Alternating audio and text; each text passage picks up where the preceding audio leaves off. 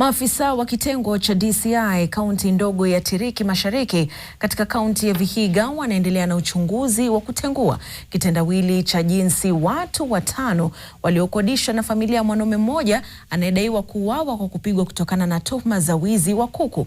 Wahusika walifanikiwa kuondoa mwili katika makafani moja eneo hilo bila kibali chochote kutoka kwa polisi au hata chifu eneo hilo na kuzika kabla ya kufukuliwa na kupelekwa katika makafani ya hospitali ya Mbale.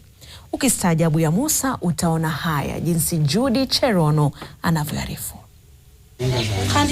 Jumanne ya wiki iliyopita, wakazi wa kijiji cha Musud waliachwa na mshangao baada ya mwili wa Collins Andiva anadaiwa kuuawa baada ya kupigwa na wanafamilia wake kutokana na madai ya wizi wa kuku, na baadaye kuwekwa mwili huo ndani ya nyumba yake kabla ya maafisa wa polisi kufahamishwa na kuondoa, ukirejeshwa bila ufahamu wao na kuzikwa tofauti na jinsi mila na desturi ya Tiriki inavyosema. Mtu akikufa halali anazikwa mchana. Sasa huyu mwenye alikuwa analetwa usiku azikwe, inamaanisha aliuawa.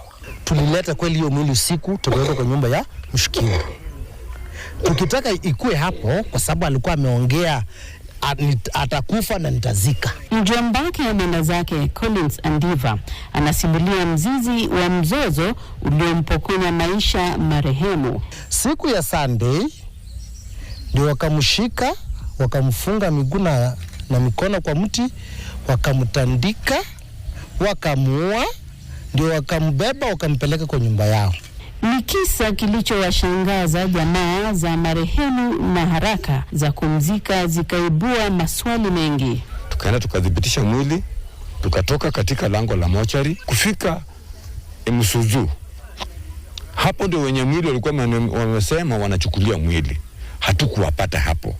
Baada ya upelelezi wetu kuhusu iwapo mwili huo ulikuwa na kibali cha kuzikwa au la, chifu wa Serem Lienzero Hezbon alikuwa na habari tofauti. Hawakuwa wamekuja kuuliza kama wamemaliza na mambo na DCI ndio tuone kama watapewa pari, kwa sababu DCI wakimaliza wanarudi, assistant chief ataandika pari permit na arudishe kwa OCS for stamping.